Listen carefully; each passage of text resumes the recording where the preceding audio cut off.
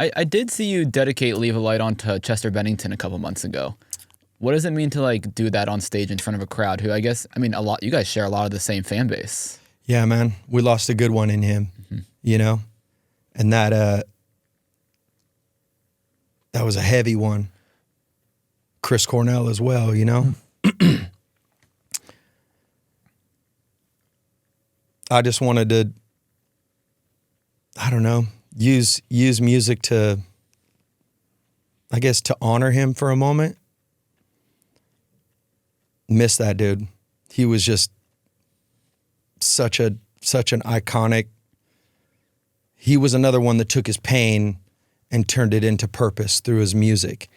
And to lose him is tough. You know, you see them coming back now and they've got a new singer, and I got to tell you, a couple of them new songs fucking rip. They're great, but there's part of me that just totally loves it, and then part of me is just like, it just hurts my heart. Like, damn. Like the new singer, she's killing it. But it's like, God, I just want to hear Chester sing that shit. Yeah. You know what I mean? It seems like a lot of people are split. It's like you're saying, they think she sounds great. They love that they're touring again, but it's like, it's just hard, right? To just who Chester is. It just shows the abs. You know, my producer that I've been working with for the last 6 years is playing drums in the band now. He's in the band. You know what I mean? And he was like, he told me, he's like, because we were going to go in the studio. He's like, I got this opportunity. I can't talk about it, but I got this opportunity that's kind of life-changing. And I was like, dude, a few times over in my career, I've had people come work with me and they go, I got an opportunity I can't pass up. It's going to level me up. And I'm like, psh, go. Like, I love to see the homies rise. And that was the gig, right? He was like, finally, when they made an announcement, I was like, oh, that was what he was talking about.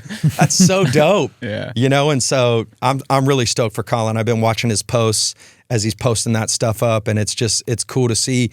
And you know what? It's like, it's about the fans, man. It's like when you make a piece of music, before it's released, it's like when me and my boys in the band write a piece of music, before it's released, it's ours.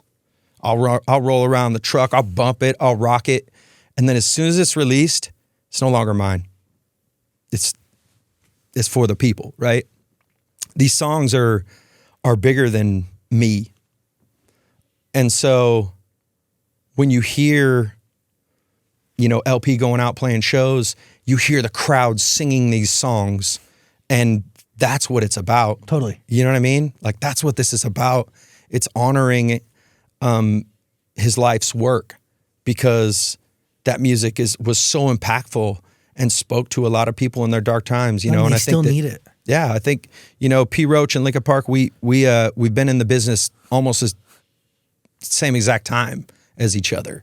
And so we were actually one of the first bands when they first came out. We took them on tour, and it was like we bonded a friendship out there that was like, oh, that's so special. Yeah, it was cool, man. Chester and I, we had kids like right around that. We were on Ozfest together, and we both got our wives pregnant right as we were out on the Ozfest, and we had kids like 2 to 3 weeks apart from each other. Wow. And so yeah, Draven and my oldest son Mikhail are like 2.5, 3 weeks apart. Yes, we had kids at the same time. It was a good little run in the beginning. Well, because it was genuinely a community that was formed amongst that genre, because you were, for a very long time, the odd man out, right? Oh, yeah. It was music for outcasts by outcasts. Absolutely. And it was trippy, man, because the music for outcasts by outcasts became mainstream as totally. It was cool, man. Like, it was a great era. But there's a few groups that still abide by that logic. For my generation, it was Papa Roach to a certain degree, but it was also like Panic at the Disco. Oh yeah, you know. Now Brandon Urie is he's so good, incredible. Dude. His voice is just. But now in weird ways, it's like groups like AJR, like alternative has changed in a weird way, and the sound has changed, and the people making it have changed. But yet still the link that connects all the successful ones, because there's ones that sell tickets and ones that don't. It's outcasts for outcasts. It's people who are talking to the outliers. Yeah. No matter the age. And it's weird. Like, dude, when my cousin a few years ago was 13, her first concert was Panic at the Disco. Oh, sick. I have friends that when I was 13, their first concert was Panic at the Disco. So I don't know. It's just this idea that like I don't know, Outkast music for Outkast. I don't fucking crazy.